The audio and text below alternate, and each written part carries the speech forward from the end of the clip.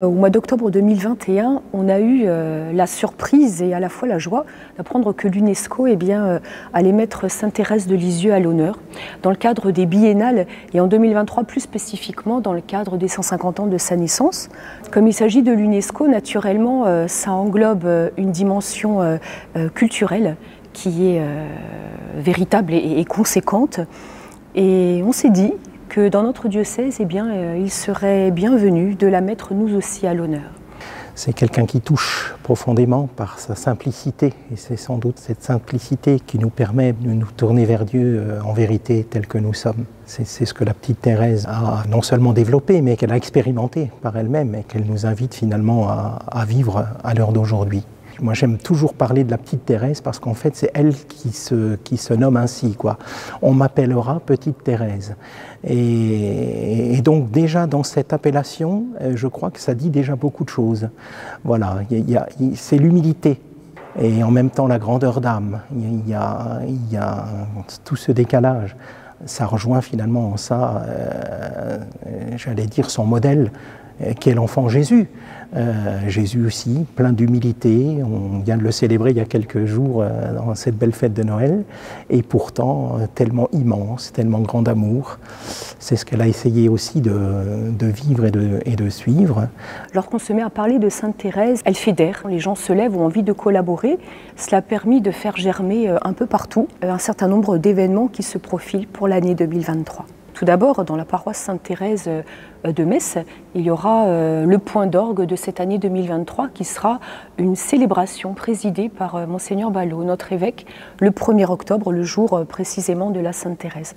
Ce sera une journée pèlerinage puisque nous comptons faire affluer de tout notre diocèse, toutes les âmes de bonne volonté qui choisiront de se joindre à nous. Pour monter en fait jusqu'à cette journée diocésaine du 1er octobre, un certain nombre d'événements ont déjà eu lieu, comme par exemple le film Thérèse d'Alain Cavalier qui a été diffusé dimanche dernier au Ciné-Club de Metz, mais aussi les concerts à l'église Saint-Martin qui ont eu lieu les 11 et 12 janvier dernier, où Natacha Saint-Pierre est venue chanter le répertoire en quelque sorte thérésien, même si elle mettait à l'honneur Jeanne d'Arc. On sait combien Jeanne d'Arc était une figure ô combien importante pour Sainte Thérèse de Lisieux, et ces chansons se sont appuyées sur des poèmes et des pièces de théâtre que Thérèse avait écrites. Et puis à venir, il y aura un certain nombre de conférences, notamment une le 29 septembre. Dominique Manviel, qui a écrit un très très bel ouvrage sur la famille Martin,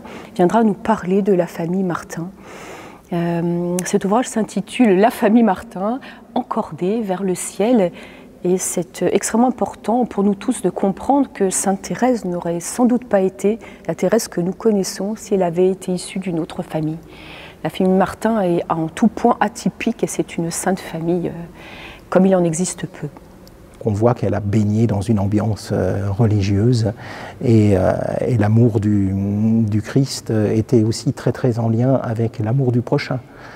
Thérèse, je crois que c'est aussi ça, c'est quand on dit qu'il y a un supplément d'âme quand on s'approche de Thérèse, c'est que effectivement c'est dans toutes les petites choses du quotidien qu'on peut accéder à la sainteté, qu'on peut cheminer avec le Christ. Elle s'était donnée comme mission de sauver les âmes. Et elle comprend que oui, elle peut donner sa vie en entrant elle-même au Carmel et dans la solitude, dans le silence, dans l'humilité, dans la simplicité, tout donner pour l'amour de Dieu et montrer que nous, à notre petit niveau, on peut aussi finalement se donner totalement au Christ. Pas en étant enfermé dans une cellule et dans une prière continuelle, mais dans le quotidien. Toutes des petites choses qui peuvent être vécues par amour et qui du coup sont des signes de la tendresse et de l'amour de Dieu.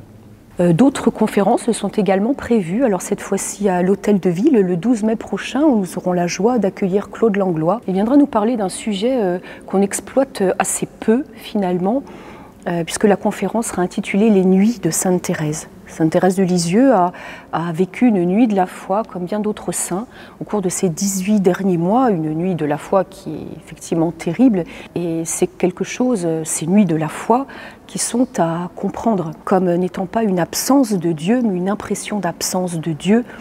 Il y aura également d'autres rendez-vous culturels, notamment dans cette église où nous avons appris il y a quelques jours, nous avons eu l'accord de Léonard Dauphin pour qu'il vienne dispenser 3 visites de cette église qui recèle de mystères et qu'il se chargera de nous faire découvrir de la plus belle des façons.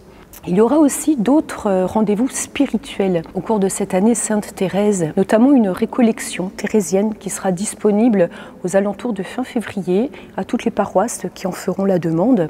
Ce sera une récollection clé en main à prendre en intégralité telle qu'elle ou bien dans laquelle les paroisses pourront puiser ce qui leur convient. Le 8 juin prochain, il y aura une veillée de prière au Carmel de Platteville, dans la chapelle des Sœurs Carmélites, avec les Sœurs Carmélites, en mémoire finalement du 9 juin 1895, date à laquelle Sainte Thérèse s'est consacrée à l'amour miséricordieux de Jésus. Donc une très belle veillée de prière. Cette soirée sera probablement animée par Pierre Eliane, qui sera en tout cas, et ça c'est une certitude, en concert à l'église de Saint-Maximin le 9 juin. Voilà donc un programme, c'est vrai, qui est assez messin, mais pas que, puisque dans notre diocèse, eh bien, des événements se mettent en place progressivement. Il y aura ainsi à Phalsbourg, au cours de cette année 2023, une année sur la poésie thérésienne, avec des chansons du répertoire thérésien, qui alterneront avec des temps d'enseignement sur les poèmes de Sainte Thérèse et puis cette fameuse petite voix qu'elle nous véhicule. Nous comptons aussi élaborer un livret qui contiendra les extraits de textes et les questions guides pour pouvoir aussi mettre à disposition en fait ce livret qui permettra aux paroisses de mettre en place des soirées également de lecture spirituelle, d'histoire d'une âme. Et puis d'autres événements sont aussi en réflexion. Sans doute viendront-ils enrichir ce calendrier, ce programme diocésain finalement qui est déjà très étoffé. Chaque archiprêtré, chaque communauté de paroisse peut se sentir partie prenante et donc lancer des activités autour de cette réflexion de la petite Thérèse en local, sur place.